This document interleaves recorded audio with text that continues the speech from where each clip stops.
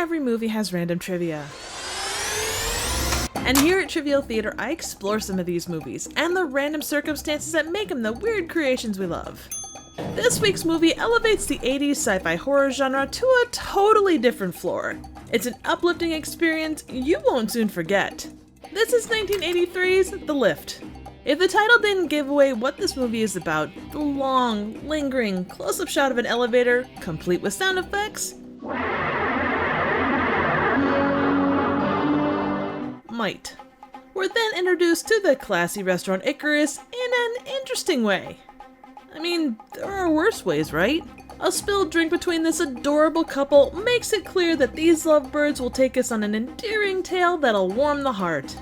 Oh wait, this is a dark comedy about a killer elevator. Never mind. Anyway, we get a classically funny joke. But the taxi will be here in just a minute or two. You mean he came up in the lift? And finally, an introduction to the titular star of the cinematic work. Lightning strikes the building and the elevator gets stuck with the couples inside. One couple does the sensible thing and gets it on, which is wrong on so many levels. I guess that's the thing about elevator sex. There's lots of ups and downs, and someone's probably gonna get the shaft. Wow, those puns escalated quickly. Anyway, as the guy plays with his lady friend's buttons, things get steamy, leading to his buddy following suit with the floor button. Unfortunately, in both cases, pushing it repeatedly doesn't really do anything stimulating. These waiters take drastic action to stop the elevator nookie, and after a well-placed prediction, "These damn machines will be the death of us all someday," the waiters gasp, and we cut away, where we're introduced to Felix and his family. After a totally normal kitchen table discussion, Will I grow hair on my chest when I'm older? Big girls don't get hair, they get lump.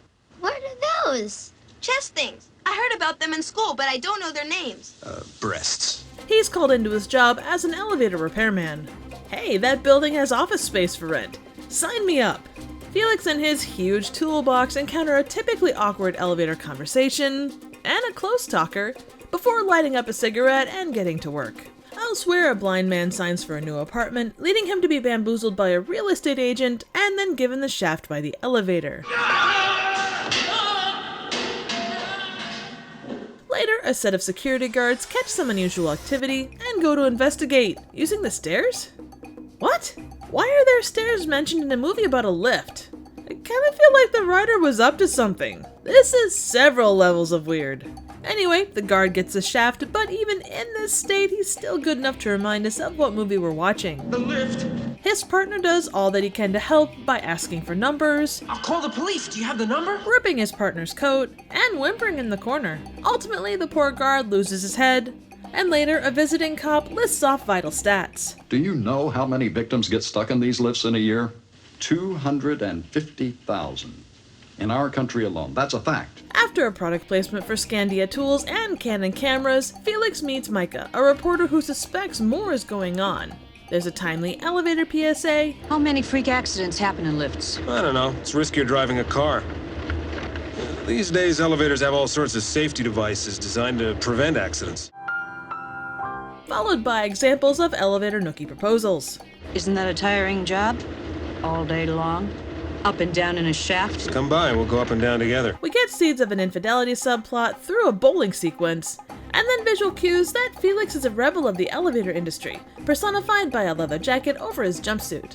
Despite calls from his boss to leave things alone, he pushes ahead. This is of course after a lunch of salami sandwiches, cigarettes, and coffee. After ominous building establishing shot number 5, we find the building manager hard at it. And it's no secret to the staff. He's getting his rocks off. Oh yeah, I forgot. It's Wednesday. I would have never thought of that as a specifically Wednesday activity, but good to know. Elsewhere we find that even with a Jaws-style sting, apparently elevators are great babysitters. Felix engages in some intense schematic research set to equally tense music.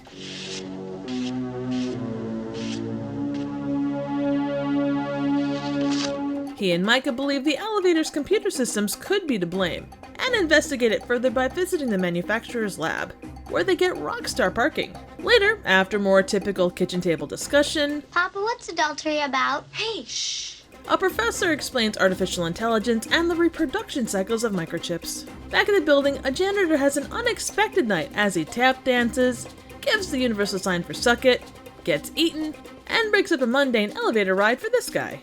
Felix's family leaves him, so he eats an apple and decides to put an end to this mystery. The lift shows him an amazing amount of respect by opening all of its doors at once, but he soon learns that you shouldn't trust an elevator with pink accent lighting because the computer control panel is empty! He avoids getting trapped by the elevator, but an innocent chair pays the ultimate price. He then puts on his ass-kicking gloves and finds the control panel to be all ooey-gooey, for biological reasons.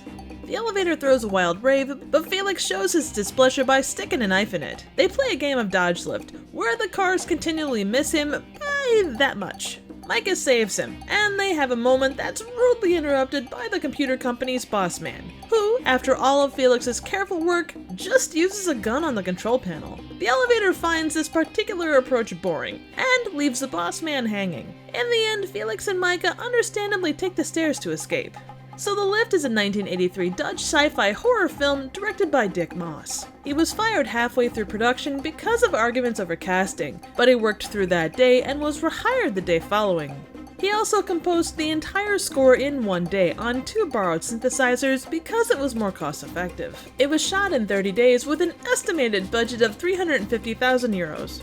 The budget was so tight, crew members filled in as extras, and with the exception of the elevator and parts of the shaft, everything was shot on location, with the same elevator lobby being redecorated to serve as several different floors. The well-known decapitation scene was filmed backwards, mostly to keep the actors safe since it did multiple takes. Interestingly, the opening scene from A New Hope served as inspiration for The Lift's opening sequence. The Lift strikes me as more of a dark comedy than a horror movie. This might just be me looking back at a nearly 40-year-old film, or because, at least to me, it seems like it has a lot more darkly funny moments than it does outright horror ones. I can't deny that my favorite parts involve the elevator killing in ways that play to the fears we have about lifts in general, including getting stuck between floors. Of course, the sex part is optional. Moreover, like a lot of schlocky horror films, The Lift highlights uncertainties of the era.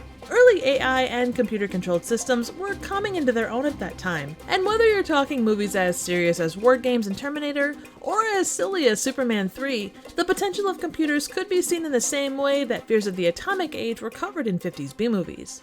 The idea of computers causing such death instead of devils or ghosts or generally evil people was kinda cool for the time. I have really found a love of movies that let a supposedly inanimate object do the killing in unique and varied ways, and this movie definitely doesn't skip on that. The Lift definitely fits into that weird 80s sci-fi horror genre. It more implies gore than actually shows, and that's one of the things that works best in my mind.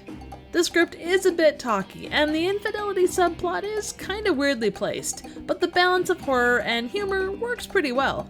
Despite some overly long conversations, The Lift is well worth a watch. The original version is in Dutch, but you can find it both subtitled and dubbed on streaming.